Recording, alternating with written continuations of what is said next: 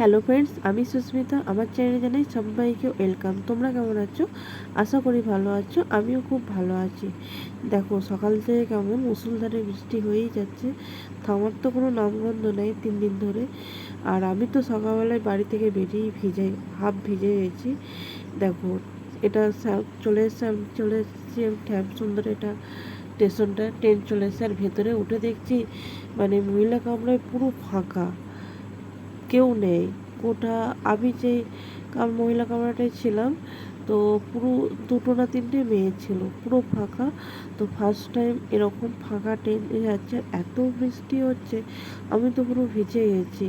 তো এত ঠান্ডা লাগছে কি বলবো। আর আমি টোটো মানে যে টোটোটায় আসছিলাম, সেই টোটোটা আমাকে একজন বয়স্ক লোক বলছে, ম্যাডাম আপনি তো পুরো ভিজে গেছেন। আমি বলছি হ্যাঁ ভিজে গেছি, আর কী করবো বলুন, বৃষ্টি পড়ছে। বলছি যাদের খেয়ে দিয়ে ঘুম নেই তারাই একমাত্র বেরিয়েছে, মানে এমার্জেন্সি ছাড়া তো আর কেউ বেরোচ্ছে না। দেখুন, মহিলা কামরাটা পুরো ফাঁকা।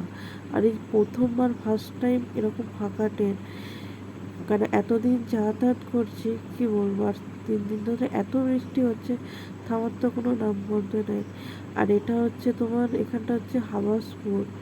আর কি হারে বৃষ্টি পড়ছে দেখো, এক ফোঁটা থামার কোনো নামগন্ধ আছে। এত সুন্দর লাগছে জলটা, কি বলবো। আর এখানে ট্রেনটা একটু স্লো হয়ে গেছিলো, দেখো কত সুন্দর লাগছে।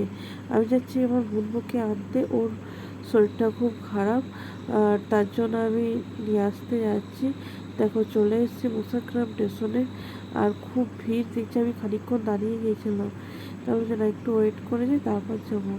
আর এটা হচ্ছে ওদের স্কুলের রাস্তাটা, মানে সারদা শিক্ষক মিশন মন্দির। দেখো এই ধারে হচ্ছে বাঁ সাইডে পড়ছে তোমার মেয়েদের ক্যাম্পাসই, আর ডান সাইডে পড়ছে ছেলেদের ক্যাম্পাসই।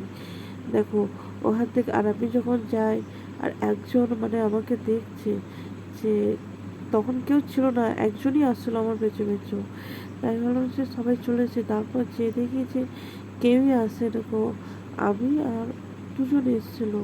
আর আমি ভাবলাম, মনে মনে ভাবছি স্টেশনে যদি ওয়েট করে যেতাম ভালোই হতো, কেননা এখানে এসে ভেতরে তো ঢুকতে দেবে না গো, সে গেটের বাইরে দাঁড়িয়ে থাকতে হবে। পুরো ভিজে গেছি আর এত ঠান্ডা লাগছে কি বলবো।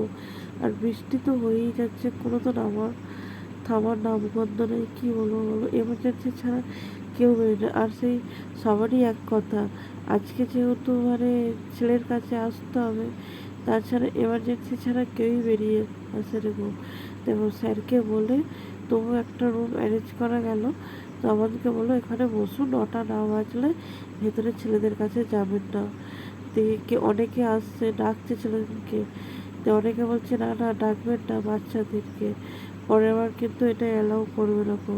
দেখো আজকে ওদের যে শুনলাম নাকি খাতা দিচ্ছে এবারে, নাম্বারটা ওর মেন্টাল ম্যাথে নাম্বারটা কমেছে একটু, আর ইংলিশে নাম্বারটা একটু কমেছে। বাদ বাকি নাম্বার মোটামুটি ভালোই পেয়েছে, খারাপ নয়, তবু আর একটু বেটার হলে ভালো হতো।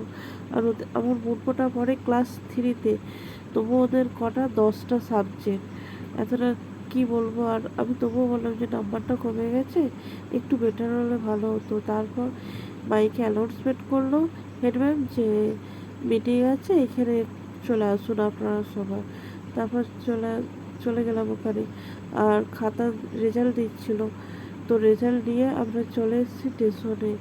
তো ট্রেনের জন্য ওয়েট করছি, তখনও ট্রেন আসেনি গো। আর আমার মুখটা না জ্বর এসছে, প্লাস চোখটা আমার লাল হয়ে গেছে, সেই চোখে বালি পড়েছে তো ঘষে দিয়েছে, চোখটা লাল হয়ে গেছে। তো আমি ওকে বললাম ট্রেনে ধার দিয়ে সরে আয়, যাস না অত ধার দিয়ে। আর আমি তো ভিজে গেছি, এত ঠান্ডা লাগছে কি বলবো। সে গলা ব্যথা করছে, ভালোও লাগছে না, ভিজে জামা স্যাঁত স্যাঁত করছে, কি আর বলবো। দেখো ট্রেনটা এসেছিলো আমাদের 12টায় সময়।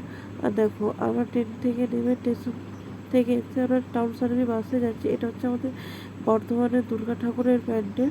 তো মোটামুটি মানে বাসের কাঠামোগুলো হয়েছে, এখনো ফিনিশিং টাচ অনেক বাকি। দেখো ওখান থেকে আমরা চলে যাব আলিশা বাসটা, ওখান থেকে আমরা আমাদের লাইনে বাস ধরে বাড়ি যাবো। আমার ফুটফুটাকে বলছি তুই কিছু খাবি, বলছে না না মাসিমণি আমি কিছু খাবো না। তাই আমি দেখছি, আর এত জ্বর এসছে কি বলবো। ও সে একটু ভিজে গেছে, আমি তো পুরো ভিজে গেছে, আমার কাছে বসেছে। আরও মানে আমার কাছে বসে আরেকটু ভিজে গেল। দেখো আমাদের বাস স্ট্যান্ডে চলে এসেছি।